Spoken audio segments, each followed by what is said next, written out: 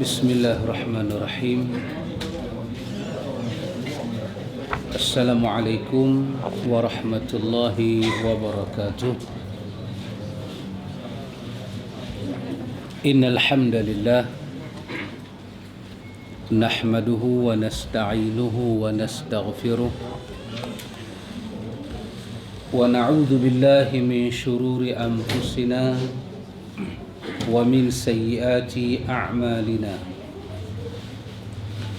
Man yahdihillahu fala mudilla lahu wa man yudlil fala hadiya lahu. Asyhadu an la ilaha illallah wahdahu la syarika lahu wa asyhadu anna Muhammadan abduhu wa rasuluh. Allahumma ati nafsi taqwaha wa zakkiha anta khairu man zakkaha anta waliyuha wa maulaha. Amin. Amma ba'du. Ikhwatul iman, ikhwatu fid din, a'azzakumullah wa uhibbukum fillah. Alhamdulillah, alhamdulillah, summa alhamdulillah. Alhamdulillah ikhwatul iman. Kita sambung majlis ta'lim. Ikhwan, kita baca Al-Ibanah oleh Imam Abu Hasan Al-Asy'ari sampai pada muka surat 85. Muka surat 85, iaitu masalah ru'yah Allah, melihat Allah. Orang-orang Mu'tazilah berkeyakinan bahawa Allah tidak dapat terlihat oleh mata dengan berdalilkan firman Allah,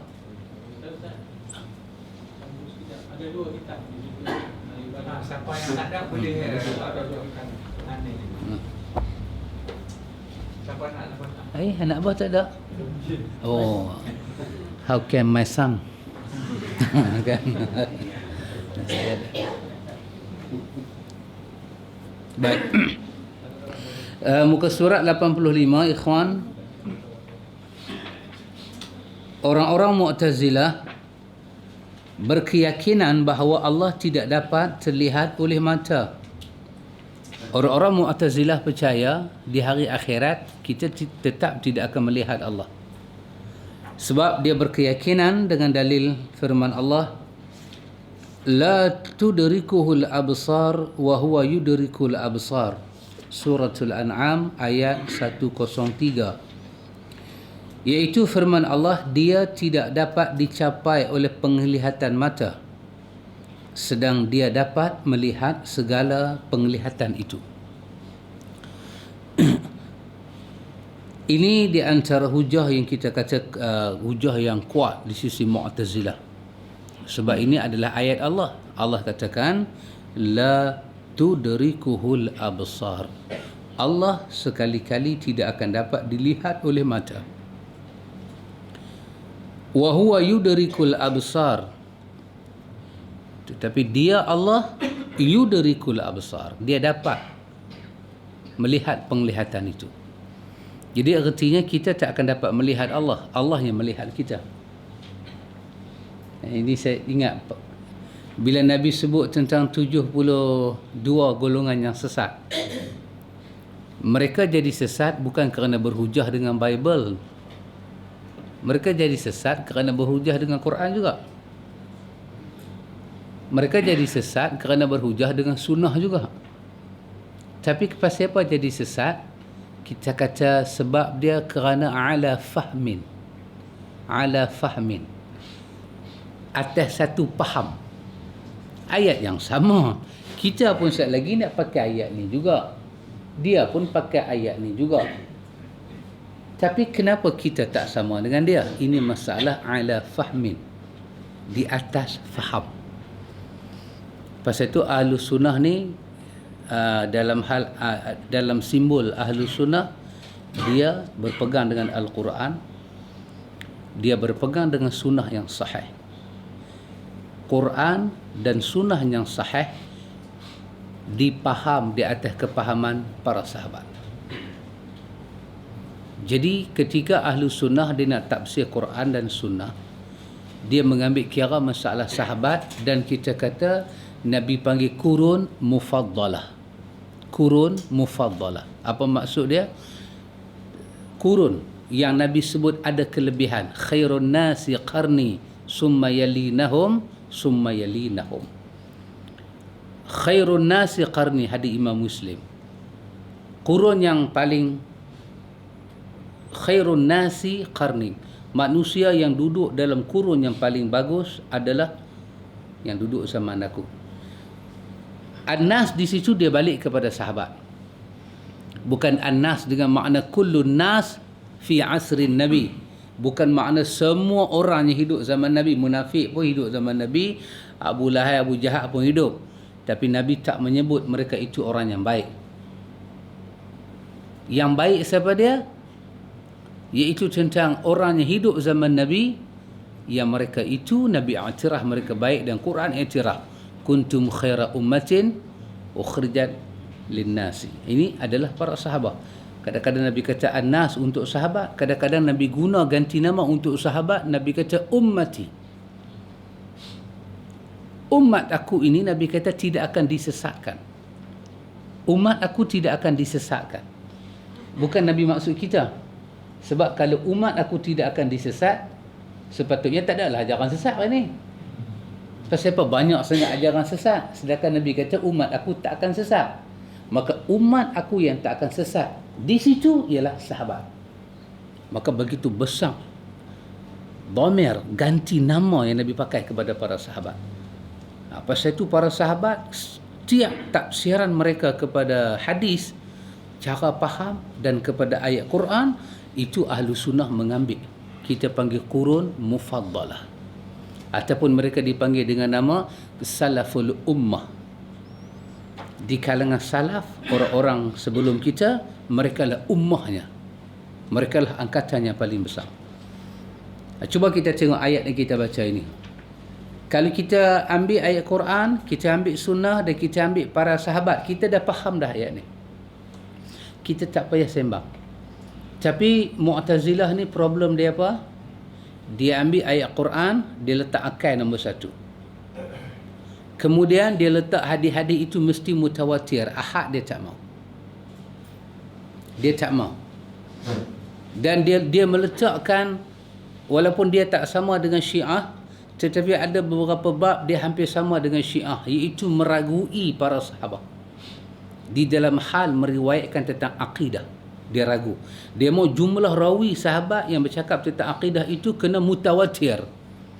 10 ke atas ke, 20 ke atas ke, 30 ke atas ke, dia mau macam tu. Di sini seolah-olah ada macam meragukan para sahabat itu punya kedudukan. Dan Imam Syafi'i kata dengan kita, as-sahabatu kulluhum udul.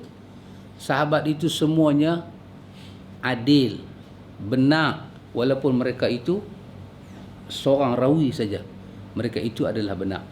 Jadi kita ikhwatul iman, kita tak boleh lari. Mu'tazilah dia pakai juga ayat Quran, tapi dia jadi sesat. Mari kita tengok. Allah mengikutkan firman-Nya, wa huwa yudrikul absar, dengan firman-Nya la tudrikuhul absar. La tudrikuhul absar wa huwa yudrikul absar. Ini orang panggil idhafah, sandak menyandak. Satu ayat, satu baris dia sandak pada satu perenggan, dia sandak pada satu perenggan yang lain. Dia sandak menyandak. Iaitu hal ini menunjukkan bahawa firman-Nya wa huwa yudrikul absar bermakna umum. Iaitu Allah melihat segala penglihatan baik di dunia dan akhirat. La tudrikul absar membuktikan secara umum bahawa dia tidak dapat dilihat di dunia dan di akhirat. Sebagaimana firman-Nya wa huwa yudrikul absar, kerana salah satu kalimah tersebut diidhafahkan, diikutkan dengan kalimah yang lain. Memang saya tahu tak fahamnya. Tak boleh faham. Ngaji nahwu pun tak faham. Quran bagi tahu pada kita la tudrikuhul absar. Allah kata Allah itu tidak dapat dilihat oleh mata. Tetapi Allah itu dapat melihat segala pandangan. Absar ini penglihatan. Semua penglihatan lain daripada penglihatan Allah tidak boleh melihat Allah. Tetapi Allah boleh melihat penglihatan yang tak boleh melihat dia. Ini wazan ayat yang ada di dalam itu. Itu saya katakan. Ayat ni pening ke tak pening, Ahlussunnah dia ada dia punya wazan. Apa dia? Satu ayat Quran, ada tak ada hadis yang menerangkan ayat itu? Mutawatir pun tak apa, ahad pun tak apa. Lepas tu yang ketiga apa dia? Macam mana sahabat faham ayat itu? Itu di sisi Imam Ahlussunnah. Kita baca Ibnu Abbas, dia baca ayat ni. Ibnu Abbas baca ayat ni. Ini kita selesaikan cara kita dulu. Ibnu Abbas baca ayat ni. Apa kata Ibnu Abbas bila dia sampai ayat ini? La tudrikuhul absar wa huwa yudrikul absar wa huwa latiful khabir wa huwa latiful khabir. Itu penuh ayat. Ibnu Abbas kata apa? Fid dunya. Ayat ini adalah berkenaan dengan kehidupan di dunia. Di dunia ni tak ada satu penglihatan boleh melihat Allah. Tak ada. Ini urusan dunia. Mana ada mata? Tak ada satu pun. Tetapi kata Ibnu Abbas, wa yarahul mu'minuna fil akhirah. Tetapi di hari akhirat, akhirat bukan dunia. Di hari akhirat, mukmin akan melihat Allah. Kerana dia kata li akhbarillah biha fi qawlihi, kerana Allah yang bagi tahu kepada kita dalam firman yang lain, iaitu yang kita dah baca, wujuhun yawma izin nadhirah ila rabbiha nazirah. Dia tu ambil ayat tu pasang ayat ni. Dua ayat tidak bertentangan.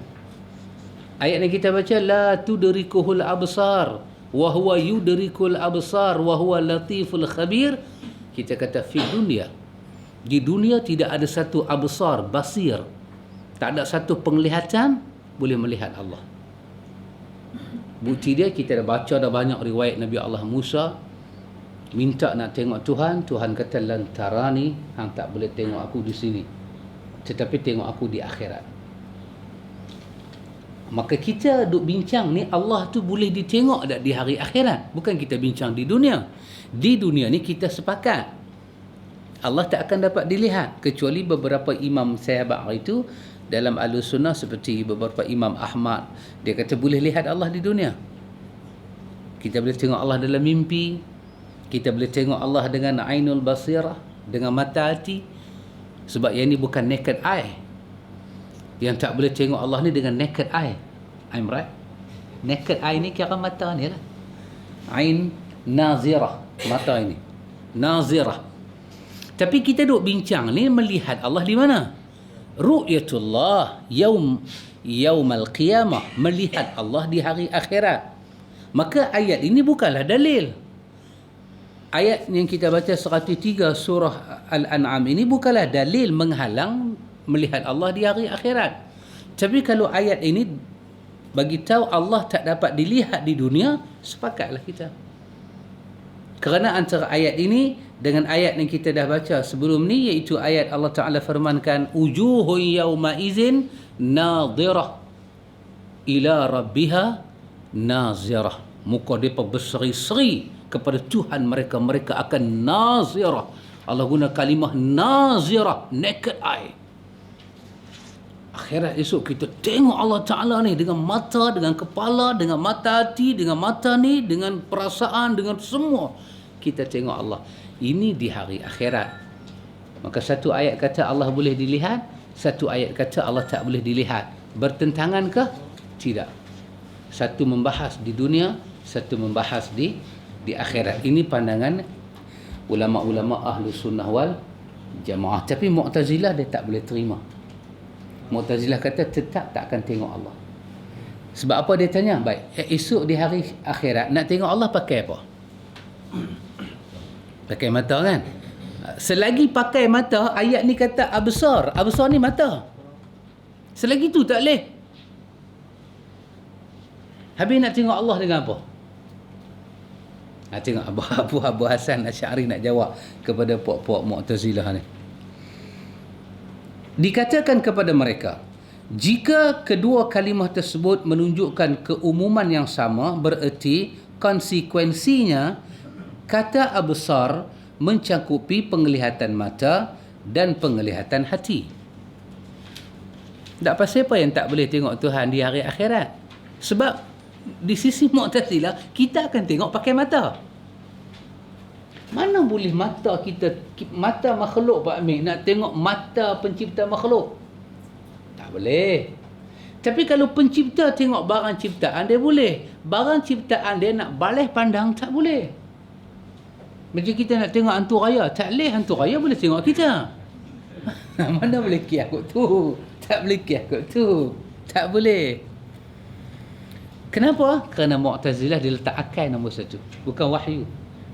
Selagi dia letak akal, selagi itulah dia tak boleh terima apa yang Allah sifatkan Allah dengan sifat Allah sifatkan sendiri. Selama tu dia tak boleh terima. Kita baca ayat kursi kan, wasi'a kursiyuhus samawati wal ard. Besar kursi Allah ni, besar langit dan bumi. Besar kursi Allah ni, langit dan bumi. Ibnu Abbas kata, Tuhan buat apa kursi tu? Dia letak kaki dia. Kursi tu tempat dia letak kaki.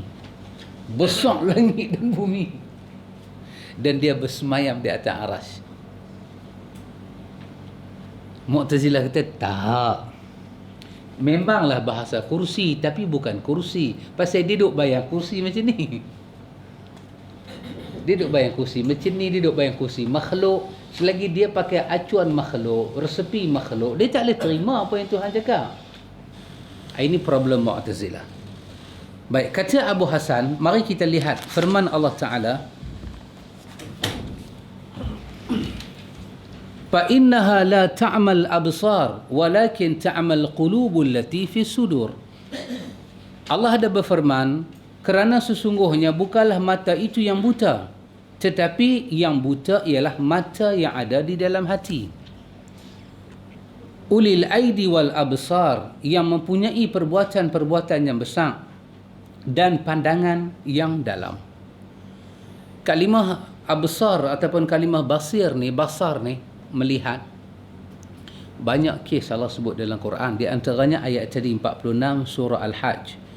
Allah kata la ta'mal absar, mereka bukan buta mata, walakin ta'mal qulub allati fi sudur, tetapi mereka buta hati-hati yang ada di dalam dada. Maka Allah juga mengaitkan melihat dengan hati sebagai penglihatan. Sebagai penglihatan. Melihat dengan mata juga penglihatan. Jadi kita nak tengok Allah Ta'ala di hari akhirat ni, nak tengok dengan apa? Nak tengok dengan mata ni ke? Nak tengok dengan mata hati? Di dunia, kita nak tengok Allah dengan mata ni. Kalau kita pejam, kita kata aku tengok dengan mata hati, tak boleh pi. Tak boleh pi. Kita panggil firasat. Tak boleh. Kalau pejam mata, filter rokok pun terbalik. Tak boleh. Maka Allah tak boleh dilihat di dunia dengan mata macam ni. Nak lihat Allah Ta'ala dengan mata hati, tak boleh. Di dunia nak tengok Allah dengan mata hati, dia akan terlibat dalam masalah tajsim. Allah itu akan dijisimkan. Kita kata merasai kebesaran Allah, kewujudan Allah, keesaan Allah. Merasai itu, dia tak perlu mata kan? Mata apa? Mata ni. Mata hati boleh merasai. Tetapi akhirat bukan hal rasa, tak rasa, hal nak tengok. Maka Mu'tazilah sembang pula, kalau dah kita tengok boleh rasa tak? Kalau dah kita tengok boleh pegang tak? Kalau dah kita tengok boleh taswir tak? Boleh kita gambarkan dia tak? Dia punya ingat tu terlampau jauh sangat merasa. Maka Imam Abu Hasan Al-Asy'ari kata kepada dia, Kata absar, anda tengok Imam Abu Hasan ni cuba nak jawab secara ilmu. Cara ilmu. Tapi ada orang kita cakap cara ilmu, dia tak boleh faham. Tapi Abu Hasan cuba cakap cara ilmu. Cuba tengok dia kata absar dalam kedua ayat tersebut menunjukkan pandangan, penglihatan hati yang merupakan keistimewaan orang mukmin yang tidak diberikan kepada orang kafir. Ahli bahasa berkata, fulan basirun bisina'atih.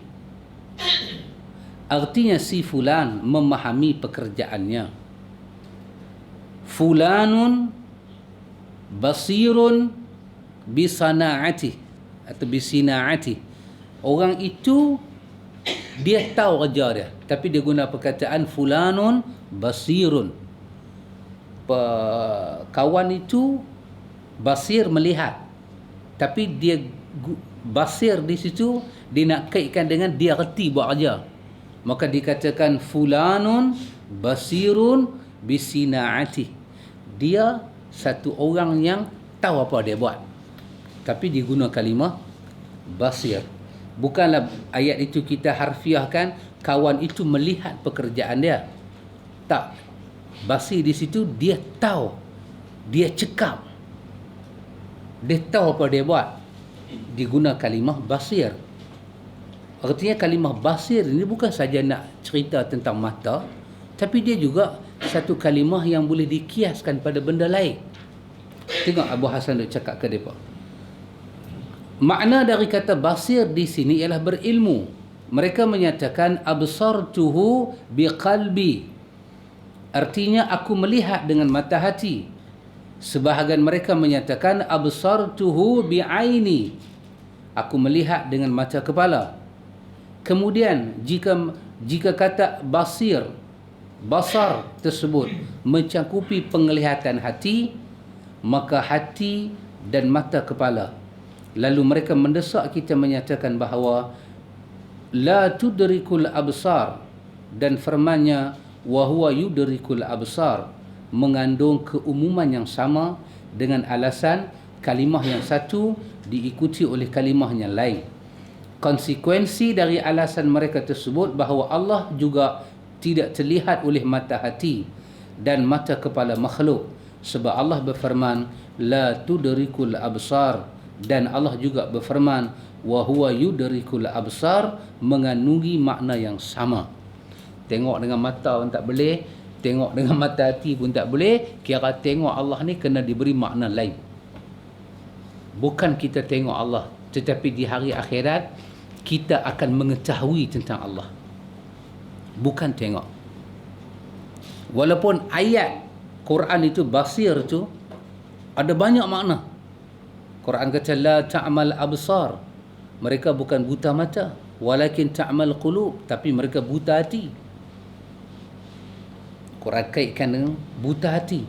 Quran kaitkan dengan mata ni pun ada penglihatan, hati pun ada penglihatan. Mu'tazilah kata tengok dengan mata ke tengok dengan hati, kesemua itu adalah melihat. Quran kata kepada kita la tudrikul absar wa huwa yudrikul absar.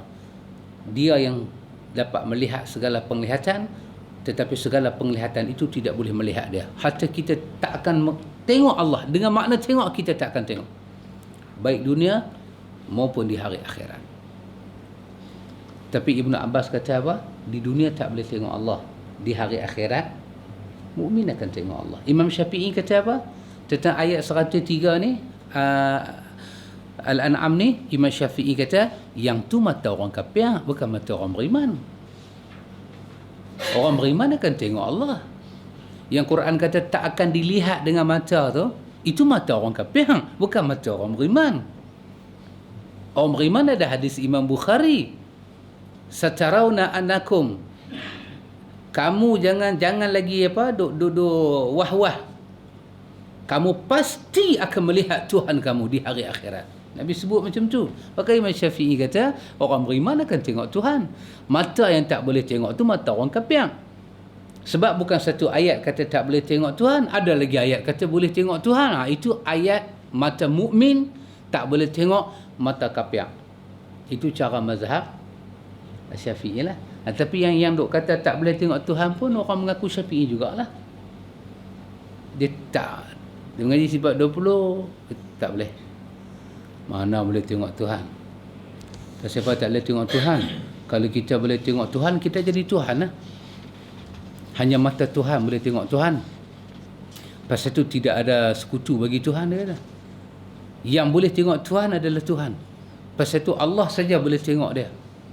Lain daripada Allah tak boleh tengok Allah. Jadi pasal itu Allah itu dia esa, tak boleh ada syirik. Kita kata pasal apa yang kita tak boleh tengok Tuhan? Kita Ahlussunnah, prinsip Ahlussunnah apa ikhwan yang paling besar? Mutaba'ah. Apa dia? Mutaba'ah. Agama ni kita follow step dia. Agama ni kita follow step dia. Nabi kata macam mana? Macam tu. Nabi kata dalam hadis dalam hadis Imam Muslim, Muawiyah As-Sulami, dia nak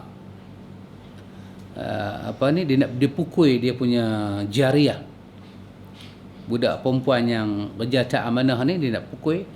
Dia bawa pergi kat Nabi. Nabi kata, nanti saat aku tanya dia, aina Allah, di mana Allah? Dia kata, fis sama. Man ana, aku siapa? Dia kata, anta Rasulullah. Nabi kata, merdekakan dia. Fa innaha mu'minatun, dia seorang yang beriman kepada Allah. Hadis memang macam tu. Hadis memang macam tu. Orang mengaku juga mazhab Syafi'i, dia tak terima hadis tu. Dia kata hadis itu menjadi dalil bahawa budak perempuan tu jawab, Allah ada di langit. Bukan maksud Tuhan duduk di langit, bermakna Tuhan berada di tempat tinggi. Langit tu kan tempat tinggi, atas. Tapi atas tu bukan atas langit. Atas tu bermakna derajat yang tinggi. Jangan kita duduk tengok Tuhan mesti duduk di atas. Dah, atas bermakna a'la. Kan Allah itu sabbihi isma rabbikal a'la. A'la tu sifat tinggi. Macam kita panggil YB. YB kadang-kadang 3 kaki je, kemetot. Tapi dia tinggi. Tinggi tu pada apa? Kedudukan, pangkat. Bos kita kan kadang-kadang cakap pandai kemetot, balai rokok lagi. Kan? Tapi kita hormat dengan dia. Pasal apa? Dia punya martabat tu bukan tinggi ukong berapa kaki. Tinggi tu pada kedudukan. Bila sebut bos, tinggi. Macam tu dia kata. Bila budak perempuan tu kata dekat Nabi, Nabi tanya, aina Allah? Di mana Allah? Budak perempuan tu jawab, fis sama. Allah di langit. Bermakna Allah di satu tempat yang tinggi. Maka sama tu bukan langit ni. Sama tu bermakna derajat Allah itu a'la, tinggi. Dia ambil hadis tu, dia terjemah lagu tu. Kita kata kita faham hadis cara sahabat. Ada tak sahabat, sokongan-sokongan riwayat sahabat lain faham macam sahabat kata ni?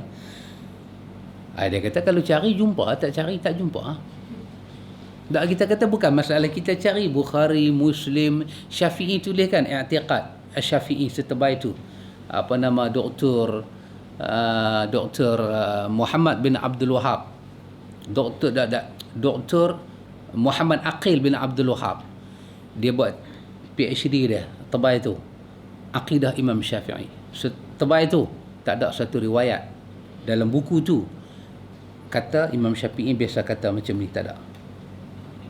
Kalau sama tu tempat tinggi, kawan-kawan duduk flat boleh pakai sama kan? Dapat long 3-13. Aina taskun? Fis sama. Kata Pak Long duduk tak mana? Di langit. Kak Pak Long boleh cakap fis sama. Dia kata bukan di langit. Dia kata fawqa syai'. Apa? Fawqa syai'. Lebih daripada sesuatu. Tinggi ya. Tak payahlah Pak Long abang tabaqat dia berapa, tingkat tu tingkat berapa, 13 ke, just satu kalimah aja. Kalimah yang mushtarak lil makna, bersekutu makna sama. Kalau kita cakap macam tu, semua tempat tinggi pakai sama, Jahannam lah bahasa Arab. Jahannam lah.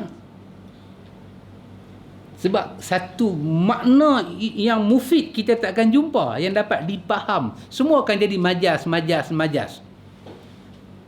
Majas semua akan jadi simbolik. Tak boleh.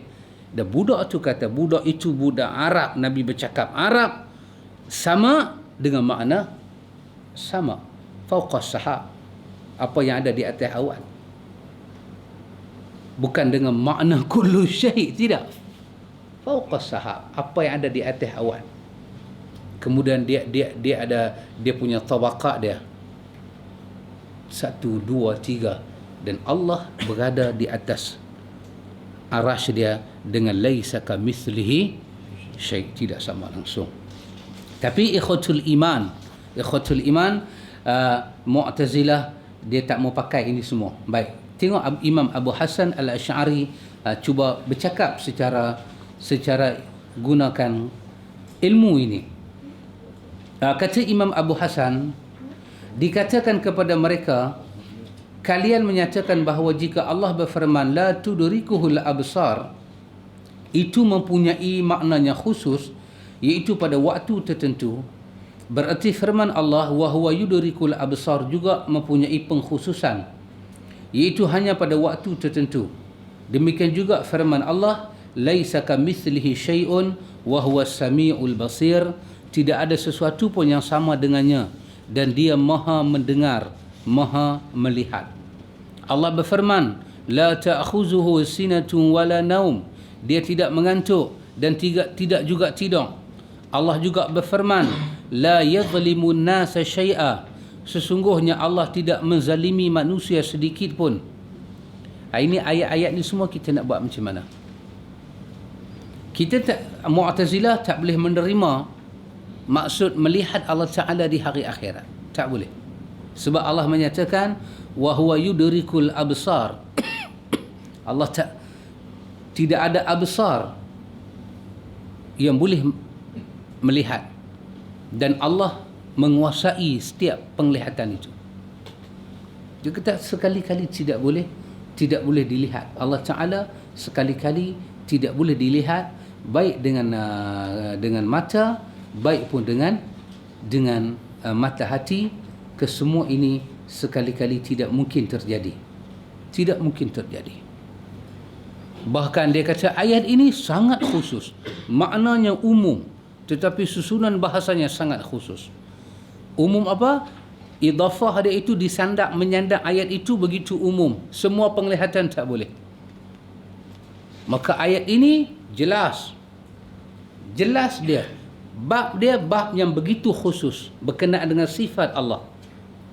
Ini adalah ayat yang membicarakan tentang sifat Allah Ta'ala, dia tidak boleh dilihat.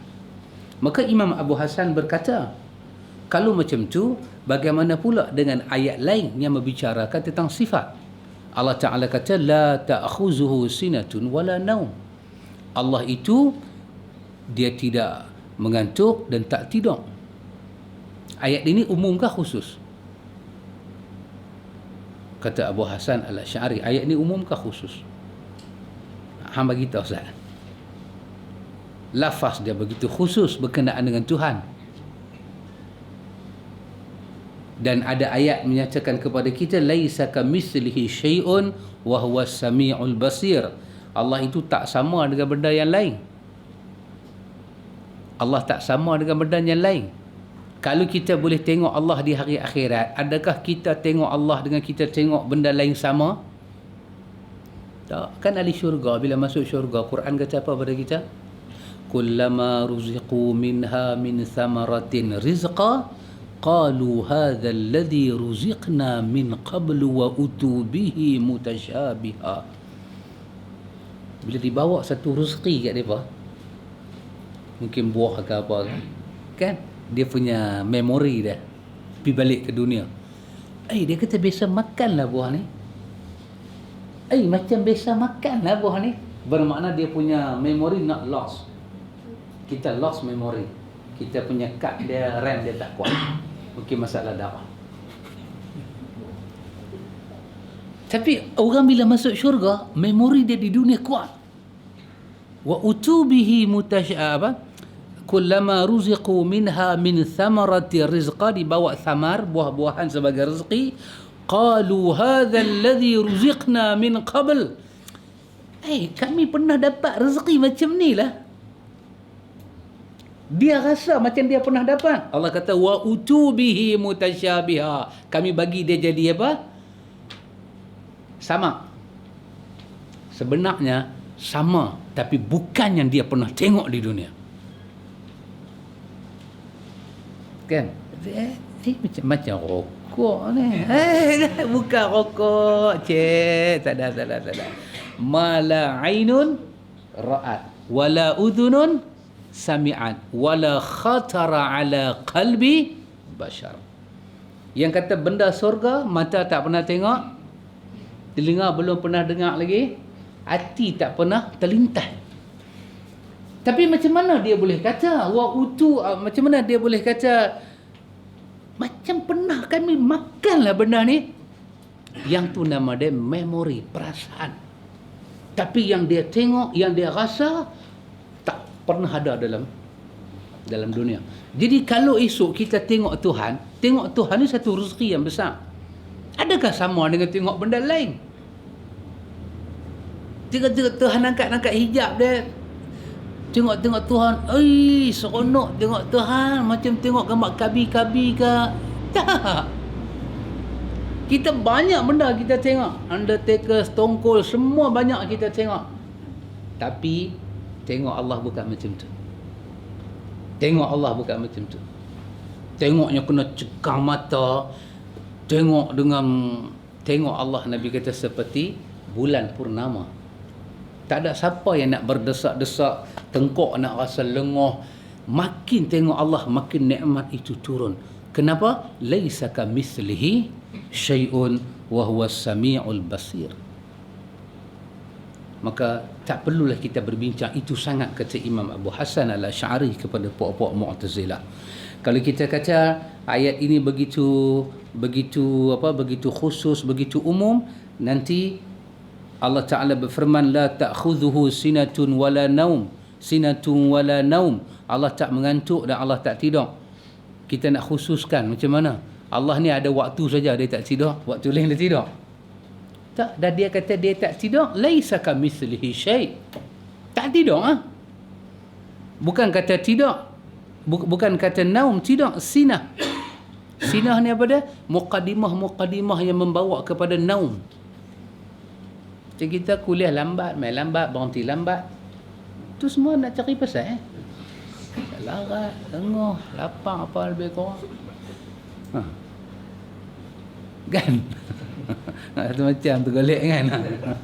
Dia semua cari pasal Itu nama dia sinatun. Muqaddimah. Dalam tafsir Qurtubi, di bawah ayat inilah, ayat Baqarah 255 ni, la ta'khudhuhu sinatun wala naum. Allah bagi kepada Nabi Allah Musa dua botol. Pegang. Berapa lama boleh pegang? Sebab Bani Israel nak tengok macam mana yang kata Tuhan tak tidur. Cuma boleh ke Tuhan tak tidur? Ni Bani Israel punya otak macam Mu'tazilah punya otak. Macam mana yang kata Tuhan tak tidur? Pegang dua botol. Pasal akai dia tu akai yang tak tinggi, Allah bagi botol. Pegang. Dia pegang, mai satu tahap tangan dia ketak. Tak boleh tahan. Pam, terlepas. Allah kata itulah sinah. Kalau itu ada pada Allah, Jahannamlah alam ini seperti botol yang jatuh tadi, Jahannam. Maka Allah itu la ta'khuzuhu sinatun wala naum. Macam mana? Laisa kamitslihi syai'un. Allah juga kata la yadhlamun nas syai'a. Allah tidak menzalimi manusia. Bukan ada waktu Allah zalimi manusia, tidak. Sepanjang Allah sentiasa dengan sifat itu tak zalim pada manusia, tak zalim. Manusia ni dia boleh faham, tak boleh faham, itu satu bab lain. Tapi Allah bagi tahu diri dia, la yadhlimun nasa syai'a. Aku tak buat zalim dekat manusia. Aku tak buat zalim pada manusia. Tapi hak mata kita duk tengok ni macam mana? Beranak satu budak, limpah tak ada. Beranak satu budak, tempat nak buang najis tak ada. Papa pungkok dia jadi sama aja, tak ada lubang. Nak kena pergi operation, mak dia orang miskin, duit tak ada, doktor orang getah. Nak kena ambil sampai 50,000, 60,000 nak cari mana? Nak bagi duit kepada syuhada mati di Lahadatu pun nak kena buat tabung. Tapi nak bagi dekat 2 ekor penyanyi Korea tu 2 juta, nothing what. Boleh bagi lagu tu 2 lagu je. 2 lagu dengan garpu Isang tu, nak ambil 2 juta. Tak silap saya 2 juta dolar kan. 2 juta dolar nak kena kali berapa duit Malaysia? 3 ke 4? 1 juta kali 3. 2 juta kali 6 lah. Dah berapa? 6 juta. Tu cakap-cakap cari pasal lagu tu lah 6 juta. Tak ada apa, bukan kata Syahid pitahan diri pedulu rumah bedum. Tu pun lagi buat dajil dekat we our prime minister. Ya, buat dajil lagi. Lagi buat dajil, lagi dapat penghormatan. Ni hak mati bawa dada pi tinggi anak bini jadi janda, jadi anak yatim semua, satu orang dapat 100,000. 8 orang baru 800,000. Korang 2,000 1 million. Ni Cina ni, haram jadahnya Cina ni. Kau Cina pula, Korea, musibatullah punya Korea ni. Pegang satu lagu, gunggang, dia tu pula gunggang, bagi tahu pula siapa nak tembak dia pula. 2 juta. Apa saya nak abang tadi Anak Allah tu tak zalim. Allah tu tak zalim. Kita nak kena kutip ni, budak ni nak operasi 40,000, 50,000 nak kena kutip macam kutip derma. Tak zalim ke lagi? Awak Tuhan pergi buat kat budak tu macam tu. Dah, Tuhan tak zalim. Habis mata dah tengok macam dia zalim. Tak, kita tak berhukum dengan mata kita. Kita berhukum dengan apa yang Allah hukum pada diri dia. Apa yang Tuhan kata pasal diri dia, itu yang paling benar. Apa yang kita tengok dengan mata kita, itu belum tentu benar. Kita tak tahu apa. Allah kata dalam ayat ini, la yadhlamun nasa syai'a. Aku tak buat zalim. Aku tak tidur. Aku tak letih. Maka itulah Allah. Daripada Adam tak ada sampai Adam ada. Adam pun dah wafat. Anak cucu Adam, daripada Adam nak pergi Nuh 1000 tahun. Nuh nak main Ibrahim 1000 tahun. Ibrahim nak main Musa 1000 tahun. Musa nak main Isa 1700 tahun atau 1800 tahun. Musa main Isa, Isa main Muhammad, duk ada 600 tahun. Muhammad nak main ke kita hari ni, duk ada 1500 tahun dah. Tuhan duk lagu tu, tak pernah jemu dia bagi rezeki, tak pernah jemu dia bagi sihat, tak pernah jemu dia terima permintaan siapa-siapa, tak pernah jemu. Dia tak pernah buat zalim, dia tak pernah tidur, dia tak pernah ada sifat tak larat. Habis yang dalam dunia ni duk jadi macam-macam. Tak, semua tu tak ada zalim apa. Tapi mata duk tengok, itu mata kita. Apa dalam ayat Allah kata? Sumarji'il basara karratain yanqalib ilaikal basaru khasi'a wa huwa hasir. Kamu repeat tengok lagi sekali. Sumarji'il basara. Kamu repeat tengok lagi sekali pada bendanya kamu nampak cacat. Nescaya kamu dapati kamu silap tengok. Itu Quran kata. Jadi kalau dia kata dia tak dapat dilihat, tak ada pandangan boleh tengok dia, dia menguasai segala pandangan, itu di dunia. Di akhirat, orang mukmin akan dapat melihat Allah. Ini kata Imam Abu Hasan. Jadi kalian menyatakan firman Allah, la tudrikul absar, merupakan pengkhususan. Berarti hujah kalian berbalik menjadi hujat, memakan diri kalian. Dikatakan kepada kalian, jika firman Allah la tudrikul absar merupakan pengkhususan, tidak mesti ayat-ayat lain juga harus menunjukkan pengkhususan. Mengapa kalian mengingkari jika maksudnya la tudrikul absar hanya sewaktu di dunia, bukan di akhirat? Sebagaimana maksud firman Allah Ta'ala, la tudrikuhul absar, hanya sebahagian penglihatan. Tidak mengharuskan ayat-ayat yang kalian ajukan tersebut memiliki pengkhususan. Imam Abu Hasan tanya macam tu ke depa. Apa masalah nak terima ayat ni? La tudrikuhul absar wa huwa yudrikuhul absar wa huwa latiful khabir. Tidak dilihat oleh penglihatan, dia yang menguasai penglihatan itu.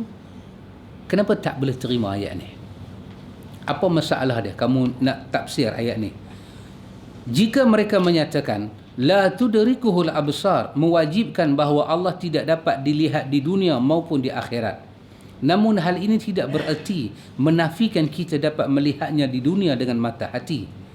Jadi kita dapat melihatnya dengan mata hati tetapi tidak dapat mencapainya. Di dunia kalau kita tak boleh tengok Allah, kata Imam Abu Hasan, dengan mata, tapi kita boleh tahu Allah dengan hati. Pasal Quran pernah kata mereka ni buta hati. Buta hati. Quran tak kata mereka buta mata. Quran kata mereka ni buta hati. Bukan kata buta mata. Itu sahabat tengok bila Nabi sebut pada kita apa dia? La yu'minu ahadukum hatta yuhibba li akhihi ma yuhibbu li nafsihi. Kan? Hubungan orang beriman tu hubungan adik-beradik. Tak beriman, tak sempurna. Nawawi baca tak sempurna iman. Nawawi baca tak sempurna iman. Kalau kita tak boleh sayang orang Islam lain macam kita sayang diri kita, bermakna iman yang masuk tu tak sempurna. Iman yang tak sempurna. Walaupun imam lain membaca apa dia, tak ada iman. Tak ada iman. Jadi ada orang dia boleh hidup tak sayang orang. Hidup tak sayang orang ni adalah hidup yang langsung tak ambil iktibar apa-apa. Orang sakit ke, orang apa ke, dia boleh cakap spontan. Bukan nak pinak aku mampu happy. Dia boleh cakap macam tu. Dia boleh cakap macam tu. Oh, jangan buat pasal. Dia tengok kawan tu accident tepi jalan, dia boleh kata padam muka. Dia ingat pak dia seorang bawa rotek. Dia tu dah masuk bawah kereta dah. Ada nyawa ke tak ada nyawa tak tahu. Dia tengok ni, dia boleh kata pada muka. Kalau dia boleh kata pada muka Pak Mi, takkan dia nak tekan 3 kali 9. Nah, pasal bawa motor baru kena buku dengan ruah. Tu masuk kubur tu suruh dia kona baring lagi. Dia macam apa? Bahaya. Dia macam dalam ni jadi macam ikan talang duk gantung kat market lah. Mata tu dia punya besar. Siapa masuk semua dia tengok. Tapi dia tak kenal, dia tak cam. Kita pergi market kan, tu dia mata ikan talang. Kita masuk-masuk, Assalamualaikum. Dia nampak. Tapi tak ada siapa dia boleh flash, simpan dalam hati dia. Tak ada. Kita kata kawan ni susah. Dia kata semua orang susah. Loh, dia jawab macam tu. Dia kata ni musim sekolah anak dia tak apa duit. Dia kata semua orang ada anak. Menikah boleh anak. Tak menikah pun ada anak. Dia kata. Dia punya jawab tu orang kata apa? Happy go lucky. Dia tak ada raplah-raplah apa. Dia boleh bagi penampak Jepun macam tu saja. Kita tak boleh nak kata apa. Dan kita tujuan sembang dengan dia tu nak simpati lah. Nak kata abang kawan tu susah. Dia boleh pakai helmet pergi terus. Kita rumah kawan tu terbakar. Dia kata tu masak gas tak ada pun petik juga meletup. Dia kata dia boleh jawab macam tu spontan. Kira takdir Tuhan beriman ni sayang menyayang. Macam Kak Pah dengan Blori duk abang kan. Kak Pah tak ada orang ni lah. Kak Pah penat. Kak Pah dengan Blori kata apa, sayang apa, lupa dah Pak Mek kan. Tak ada. Bahaya ikhwan. Bahaya. Kita pun tak tahu yang mati di Lahadatu tu siapa. Kita pun tak tahu. Dia kata mereka ni orang jahat, orang Sulu ke mana, tak tahu. Tapi kita tahu satu, mereka ni orang Islam. Itu saja. Jadi orang Islam dengan orang Islam punya jiwa tu, kita bantah bid'ah orang buat. Sultan Sulu pakai akak bahang ke, dia pakai apa yang tu kan. Bukan kata Sultan Sulu, sultan yang tak Sulu ni pun ramai pakai akak bahang juga. Ada juga yang tak ingat mati pun ada juga. Tapi kan betapa apa dia kata? Betapa suka beta punya hati, beta lah dipanggil syaitan Aminah Rashid. Ada juga apa ni? Suka hati dia, orang panggil dia syaitan. Ada juga macam tu. Tapi walaupun macam mana, di atas nama Islam tu tak tercabut daripada jiwa dia, kita kena ada sikit lah. Kena ada sikit simpati ya. Sebagai orang Islam tu kena ada sikit lah. Dia jatuh tengah. Kita tak suka dia naik motor perak punya rempit. Dia macam tadi tengok tanya bini saya. Dia potong kereta tu. Dia pasal dia bawa kereta tadi. Kan? Kalau ikut adat saya bawa kereta memang saya tutup dah. Dia dia buat lagu tu. Jalan tu jalan Petrol, dia boleh buat Hijir Ismail tu, dia boleh buat Hijir Ismail. Yang dia bawa kita tadi. Tak apa, tu perangai apa? Perangai mengharuskan kita buat kunut nazilah kat dia. Dia buat Hijir Ismail, kita tak ada kunut nah kan. Allahumma dammihirhum. Ya Allah bagi pelingkup bantai naik atas. Tapi geram kita macam mana pun, kalau dia Muslim, sikit di ujung hati kita kena ada sikit dia orang Islam. Tapi kalau yang tu pun tak ada, habis macam mana kita nak doa kepada Allah minta dia jadi baik satu masa nanti, macam mana dia dah dibungkus jadi mayat kita dengan hati yang bulat daripada hati ni. Nabi kata apa dalam hadis dalam hadis Abi Daud, kita baca dalam Riyadhus Salihin, Nabi kata fa akhlisu lahu ad-du'a. Antum bayang apa ni Abdullah bin Ubay tak buat kat Nabi. Dalam hadis Imam Muslim, last kali sebelum dia habis nyawa, Nabi ni pi ke rumah dia, wahiya ardun sabikhah. Nabi pi rumah dia, duduk di satu tempat, ayak pun tak ada. Tu lawan Nabi tu, bekalan ayak pun terputus. Tu lawan Nabi. Nabi pergi ziarah dia. Sahabat-sahabat kata, ya Rasulullah, benda yang lama tak usah dikenang lah. Dia sakit. Kita tahulah kan, isteri Nabi tu jadi macam mana, Aisyah macam mana, An-Nur, surah An-Nur boleh turun macam mana. Hadis Ibnu Majah kata sebulan Nabi tak keluar rumah. Umar masuk rumah Nabi, tengok berbalok belakang Nabi ni merah. Nabi tidur atas tikar yang dianyam dengan kurma ni, sulam-sulam tu. Nabi punya baring punya lama duk pikak ni dah Nabi tu putih merah, habis bertanda macam dam di belakang Nabi. First time Umar masuk rumah Nabi dalam hadis Ibnu Majah. Umar kata, ni ke rumah hang? Lalu Umar main depan masjid ni, masuk dalam rumah. Umar pun nak tahu anak dia Habsah, Abu Bakar pun nak tahu anak dia Aisyah. Hang cerai ke tak cerai dia pun lagi nak tahu tu. Umar tengok ni ke Rasulullah, menantu dia, kawan dia. Ada satu cebok buah ayak bali, penyedok, piring 2-3, bantai pun ada, bantai Nabi. Kabu dia tu apa dia? Kabu dia daun kurma yang masih hijau lagi, yang tak kering lagi. Jolok, jahit kasak jadi bantai. Oh dahsyat. Ni kita baik punya tengah belakang duk ada ni. Takut lengah belakang. Dia tak lengah belakang, dia lengah pungkok pula. Pasal pungkok tak ada apa. Oh dahsyat. Tak yang kata Umar tu. Umar masuk. Alamak, ya Rasulullah, ni ke kehidupan hang? Nabi bangkit sebagai satu orang yang lelah, orang yang letih, angkit duk bersila. Betapa yang ada. Umar tengok macam nak menangis, tak menangis, nak menangis, tak menangis, nak menangis, tak menangis. Umar kata, ya Rasulullah, orang belah Parsi, belah Rom, raja depa besar-besar. Pakai hebat, rumah hebat, ada sarir, ada katil. Hang Rasulullah macam ni. Nabi kata, Nabi ni apa? Satu orang yang raha tahta zillah syajar. Satu orang yang lalu di bawah satu teduhan pokok. Bila habis penat, kopi ya. Juga adalah hadis Abdullah bin Mas'ud macam tu. Nabi sampai turun ayat nak cerai ke tak cerai. Di kalangan sahabat ada, ya Rasulullah pening apa dengan perempuan-perempuan ni, cerai bang semua. Isteri Nabi ada yang terasa hati.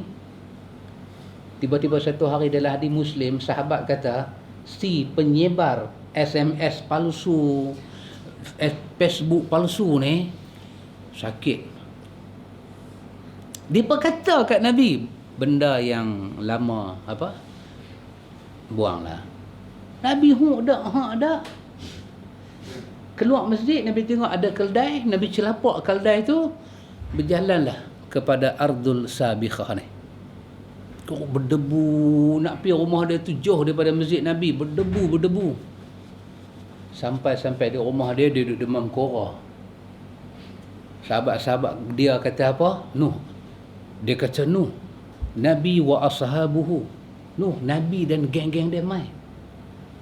Dia dengan sakit tu, doktor nasihat banyak rehat. Dia boleh papah duduk bersilah. Dia nampak bayang Nabi. Kaki Nabi dah gantung dah dekat bendui rumah dia. Kaki kanan Nabi tu dah gantung. Nak letak dalam bendui rumah dia. Dia kata, ilaika anni. Ilaika anni ni bahasa Penang kita ni, kita kata melingkup keluar. Ilaika anni. Kasar tu. Melingkup keluar. Busuk kaldai tu dah tertimpa atas baju hang, natru. Dan dia tu menyakitkan hidung aku. Ilaika anni ya Muhammad. Maksud dia kalau nak tanya khabar pun, jangan masuk berdui pintu aku. Oi, besar. Macam Nyonya Mansur buat Kasim selamat. Pergi kau Kasim. Jangan kau pijak lantai rumahku. Kasim 2 step gostam belakang. Turun daripada tangga, baru tanya, anak saya Salahuddin mana? Anak saya Salahuddin mana? Dia tengok Salahuddin, boyan sudah berlari pergi tingkat sebelah. Itu betul-betul Salahuddin. Tengok. Bila Nabi sampai ke rumah munafik ni, turun surah Al-Hujurat. Innamal mu'minuna ikhwatun fa aslihu baina akhawaykum wattaqullaha la'allakum turhamun. Orang Islam ni bersaudara. Sabar Ustaz. Dia kata apa pun ingat dia saudara hang. Ingat sabar. Nabi dia cakap tu, Nabi sebagai bashar ni, kita boleh bayang macam mana Nabi boleh rasa dengan dia halau Nabi, ayat muka Nabi. Sebab Nabi pi tu bukan pi sebagai rasul nak menyampaikan risalah. Pi sebagai satu orang nak ziarah satu orang. Tiba-tiba dia boleh halau ayat muka macam mana tak tahu nak abang. Tiba-tiba sahabat Nabi kata, busuk perut hang lebih busuk daripada unta kaldai Nabi. Kawan-kawan dia pula tak sabar, sudah baling kasut, baling pelepah kurma. Geng Nabi pun tak sabar, sahabat ni berkelahi. Bila berkelahi, turun surah Hujurat. Apa dia? Quran kata, apabila ada dua kumpulan daripada orang beriman, wa in taqtatalu, apabila ada dua golongan orang yang beriman, mukmin Islam ni berkelahi, Allah kata fa aslihu bainahuma, damai dulu. Wa in baghat alal ukhra, tapi kalau ada satu pihak tak mau damai, Allah kata peranglah yang tak mau damai dan takutlah kepada Allah. Kita boleh bayang begini, habis dah dia mati, kita baca tafsir Ibnu Katsir surah Taubah tu, ayat yang kata jangan kau berdiri di atas kubur orang munafik dan jangan kau baca doa dah ke depa. Ibnu Katsir pula cerita di bawah surah Taubah tu, anak Abdullah bin Ubay ni pula Allah nak bagi hidayah, anak dia pergi beriman dengan Nabi. Anak dia sudah buat satu permintaan, boleh tak sembahyang mayat bapa aku? Antum bayang Nabi nak pergi susun ni macam mana? Dengan rekod dia buat kat Nabi, dengan rekod last sekali dia halau Nabi, dengan rekod sahabat-sahabat lain hak sayang Nabi benci dekat dia ni, dengan permintaan anak dia yang baru masuk Islam ni, yang sayang dengan Nabi ni, suruh Nabi semayang mayat bapa dia. Kalau Nabi semayang mayat munafik ni, masyarakat keliling akan kata apa? Seolah-olah Nabi iktiraf dia. Betul tak? Kalau semayang, Nabi iktiraf dia. Bagaimana sahabat yang tanggung derita bersama dengan Nabi dengan perangai hamba Allah ni? Jiwa mereka macam mana? Antum boleh bayang kalau kita berada kondisi itu. Saya cakap lagu ni kan, duk cerita sunnah bid'ah. Kata mai satu sahabat. Ni sahabat-sahabat ni semua duk ada. Mai satu sahabat, mai ngayak muka menangis apa lebih kurang jatuh sementara daripada pintu tu nak mai ke sini 3 kali punya buat sujud sahwi, debu jatuh. Mai pegang lutut saya, ustaz tolonglah ustaz, saya tak tahu nak pergi mana. Depan sahabat semua ni. Saya kata apa dia? Tolong ustaz, tahlil pendek pun jadilah kat mak saya. Dia buat lagu tu. Dengan air mata, air hidung semua keluar. Sahabat duk tengok muka saya duk kata benda tu bid'ah. Dengan dia sudah buat permohonan macam tu. Ya sayang kat mak saya ustaz, tolonglah. Saya ni jadi macam mana? Sahabat boleh bayang tak? Sahabat duduk tu, sahabat nak tengok macam mana keputusan saya nak buat. Ustaz, kalau ustaz tak boleh buat di sini pun mainlah rumah saya ustaz. Kalau ustaz tak buat depan depa ni semua, ustaz dengan saya just kita berdoa aja, kita buat. Kita bagilah sikit kat mak saya. Macam mana saya nak buat keputusan tu? Nabi punya keputusan lagi besar masa tu. Jiwa dia, maka hati ulam jantung. Jiwa dia dah kena blend dah dengan perbuatan Abdullah bin Ubay ni. Oh, dahsyat. Tiba-tiba antara pengalaman Nabi dengan derita sahabat lain dengan permohonan anak dia. Tolong saya ya Rasulullah, bapa saya memang jahat, tapi saya minta satu, boleh tak semayang? Ibnu Kathir kata apa dia? Sayyidina Umar pegang jubah Nabi tak lepas. Sayyidina Umar kata derah-derah, innahu munafiq ya Rasulullah. Hati Sayyidina Umar ni antum boleh bayang macam mana? Tolong jangan buat macam ni ya Rasulullah, dia munafik. Hang lupa ke dia buat apa ke hang? Nabi kata aku pergi semayang. Satu keputusan yang nampak tidak bijak, tetapi sangat bijak bila Allah turun ayat daripada surah Taubah lepas daripada itu. Rupanya Nabi ni dia tunggu wahyu, dia taat pada wahyu lebih tinggi daripada dia melayan perasaan manusia. Perasaan kita betul, tapi mungkin tempat dia letak tak kena. Perasaan kita betul. Jangan bagi pengiktirafan pada orang kafir. Jangan bagi pengiktirafan pada orang munafik. Jangan bagi pengiktirafan. Tetapi mungkin perasaan itu datang dalam suasana yang tak betul. Perasaan tu betul. Mana boleh kita reda dengan bid'ah? Mana boleh kita setuju dengan bid'ah? Betul apa yang kita ingat. Mungkin dia punya apa? What we say in Malay, dia punya keliling kita tu. Kalau terus Nabi kata kepada anak Abdullah bin Ubay, Nabi kata aku tak boleh pi. Bapa hang ni munafik. Macam Umar kata. Antum bayang apa akan jadi dengan anak dia? Tetapi tindakan Nabi betul. Nabi tunggu wahyu daripada langit. Walaupun sahabat kata semua betul. Ibnu Katsir kata apa? Inilah di antara hebatnya Umar. Sampai wahyu turun sama dengan perasaan dia. Wahyu turun sama. Tetapi Ibnu Katsir kata apa? Tidak. Nabi lagi hebat. Dia tunggu wahyu dari langit. Baru dia stop. Subhanallah. Kita tengok. Sikit tu kena ada. Sikit tu kena ada. Hujung dalam hati. Dia orang Islam. Dan kita pun kata apa? Dia tak kafir.